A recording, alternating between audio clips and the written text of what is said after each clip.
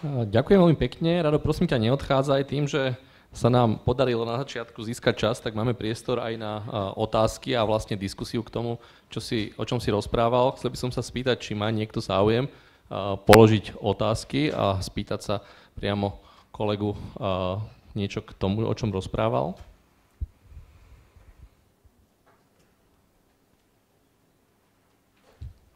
No, ja mám jednu otázku, priznám sa, kým teda sa naštartuje niekto ďalší, aby som tú debatu otvoril, lebo naozaj chcem, aby tá dnešná konferencia bola otvorenou diskusiou.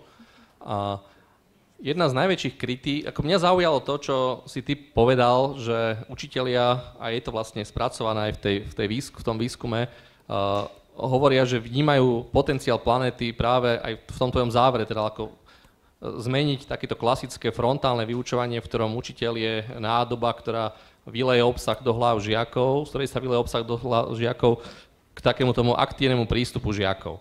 Ale práve najväčšia kritika, ktorú sme mohli zaznamenať, alebo jedna z takých kritík bola, že to je presne naopak.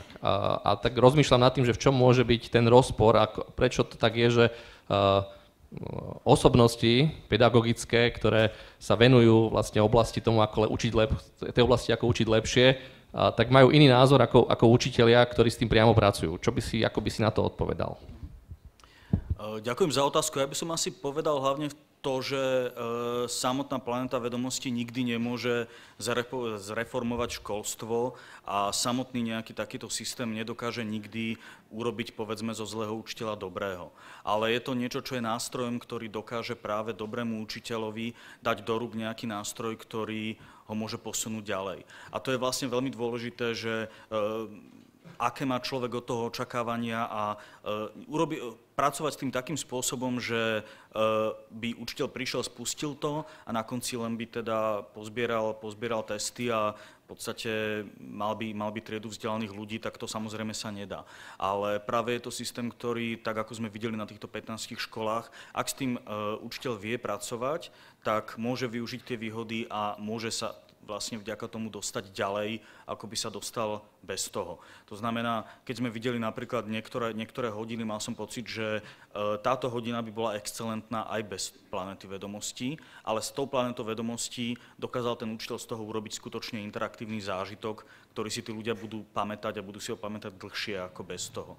Takže to je asi moja odpoveď, že dôležitý je spôsob, je to len nástroj, nič viacej a nič menej a podstatné je spôsob, ako s tým bude človek pracovať a či dokáže tieto výhody a tieto benefity využiť. Dobre, máme tu nejakú otázku. Poprosil by som nejakú šarmantnú asistentku, keby mi pomohla s mikrofónmi. Áno.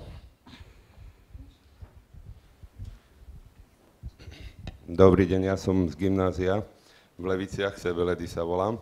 Robil som biológiu a do toho výskumu som napísal, že je to bomba, ale zároveň som tam aj teda napriek tomu, že som tam našiel zhruba 10 tých chybných cvičení. Položil som tam jednu otázku a tu by som nechcel dať vám, ale skôr pánovi ministrovi. Pán minister, nemyslíte si, že na školách, kde majú jeden počítač a na ktorom skoro ani nikto nevie robiť, bude zbytočné, aby mali takýto krásny nástroj? Aj vy ste boli robiť výskum najmä na školách, kde boli interaktívne tabulie. My napríklad na škole máme 2. A viacerí kolegovia, ak sa tam chceli dostať, tak sme sa museli nejak striedať a častokrát som mal pripravenú hodinu na tabulu a nedostal som sa tam. To znamená, že v súvislosti s touto planetou zrejme bude treba kúpiť aj nejaké tie interaktívne tabule, respektíve vytvoriť nejakú digitálnu počítačovú učebňu na každej škole a to nebudú malé prostriedky. Okrem toho si myslím, že na tých školách, čo som spomínal, že nemajú tieto veci. Pred niekoľkými rokmi sa tam dostal projekt na DVDčkách, ktoré ešte teraz majú odložené v šuflíkoch a nikto si to ani nepozrel. Čiže moja otázka je po tomto predhovore, či by nebolo rozumné zvážiť dať to len na tie školy, ktoré o to majú záujem a majú na to aj pripravené materiálne podmienky.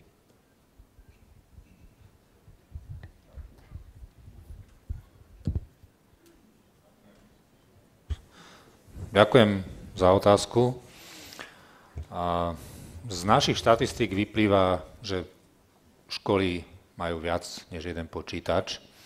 A školy, ktoré som ja prešiel, neboli ich stovky, mali všetky viac než jeden počítač.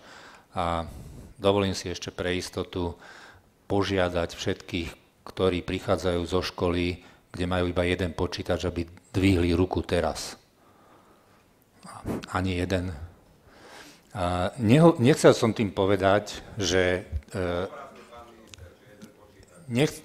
Dobre, tak môžem sa opýtať 2 počítače alebo 3. Tá situácia nevyzerá tak katastrofálne, počítače sú na školách, ale je pravda, že pokiaľ by sme chceli tú planetu dostať do všetkých škôl a časom takmer do všetkých tried, tak by sme museli kupovať aj počítače a interaktívne tabule. Len si myslím, že to nemusí všetko kupovať štát. Zriaďovatelia tiež majú zodpovednosť za rozvoj školy. Každopádne, ak sa to ukáže ako dobrý produkt, tak ten dopyt po nákupe hardveru bude rásť. To, či máme tento produkt kúpiť len pre niektoré školy, kde je väčší záujem, budeme to ešte zvažovať, ale veľmi by sme chceli, aby tie digitálne texty a spôsob vyučovania, ktorý tu bol popísaný, aby jednoducho platil pre všetkých žiakov, ktorí sú na Slovensku, pretože štát má záujem nerozdeľovať školstvo. Aj medzinárodné štúdie hovoria, že rozdelenie školstva do 15. roku života na niekoľko častí znamená pokles kvality školstva ako celku. Čiže nechceme trhať to školstvo na tých, ktorí majú k dispozícii počítače a tých, ktorí nemajú k dispozícii počítače. Ale budeme to ešte zvažovať, to, čo ste povedali. Ďakujem. Ak by som mohol ja zareagovať, tak samozrejme, tá otázka je legitímna a určite treba ďalej, ja o tom budem rozprávať vo svojom príspevku, keď budem rozprávať vôbec ako planetu vedomosti, alebo tento projekt sa dá vnímať v kontexte digitalizácie školy a ak sa týmto smerom rozhodneme ísť, tak jednoducho bude treba viac peňazí dostať do škôl, aby si školy mohli zakúpiť tie technológie, ktoré potrebujú a aby teda to rozhodnutie o tom, čo potrebujú na školách, nepadalo z centra, ale jednoducho bolo postavené na rozhodnutí školy a podmienkach toho, čo potrebujú. Tá situácia, treba povedať, nie je taká katastrofálna. Myslím si, že každá škola na Slovensku má minimálne tých 10 počítačov, to si trúfam povedať v tejto chvíli, tú jednu počítačovú učebňu má každá škola. Sú školy, existuje sa iný výskum, ktorý sa tomuto venuje. Poznáte mňa, že ja sa tej oblasti venujem naozaj už dlhodobo a sú školy, kde dokonca sa dosahuje ten pomer, že majú 1,3, 1,4 žiaka na počítač, čiže takmer každý žiak má počítač. A samozrejme sú školy, kde je len tá jedna počítačová učebňa, ale aj tie školy sú rôzne. Máme viac ako 1000 škôl, ktoré majú menej ako 150 žiakov a oni zasa majú inú potrebu v tom, a zvyčajne sú to malotriedky, 1-4 majú inú potrebu a možno keď tam majú len 10 počítačov, jednu počítačovú učebňu, tak to zatiaľ naplňa ich potreby. No a ďalší rozmer je ten, ktorý pán minister spomenul v tom svojom otváracom príspevku, že podľa štatistického úradu 90% detí vyrastá v domácnostiach, ktoré majú počítač a prístup na internet a to je teda tiež jeden rozmer planéty alebo digitálneho vzdelávacieho obsahu prístupného cez internet versus tomu starému modelu, keď sa kupoval edukačný software, ktorý sa nainštaloval na počítače v škole, že k tomuto obsahu prístupnému cez internet môžu pristupovať aj doma na tých počítačoch, ktoré majú vo svojich domácnostiach. A keď povieme to číslo 90%, tak to naozaj znamená celé Slovensko, že aj keď teda rozumieme a chápeme, že sú rozdiely medzi jednotlivými regiónmi, 90% je veľké číslo. Takže možno takto by som na to reagoval ja. Ak má niekto nejakú ďalšiu otázku alebo komentár, nech sa páči.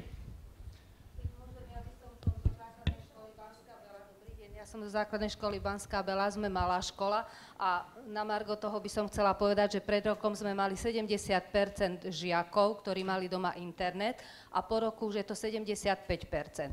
A 25% žiakov, ktorí prístup na internet nemajú, pokrývame tak, že učitelia vedú počítačové krúžky. A na tom krúžku to, čo žiak iný robí doma, to robí potom v škole. A ešte by som chcela takú pripomienku, že rodičia asi s deťmi málo ktorí čítajú doma knihy, teda učebnice. Kdežto cez Planetu vedomostí učitelia s deťmi riešili tie úlohy. A hádam, je veľmi dôležité povedať, že keby to aj učitelia nechceli, ale deti to chcú.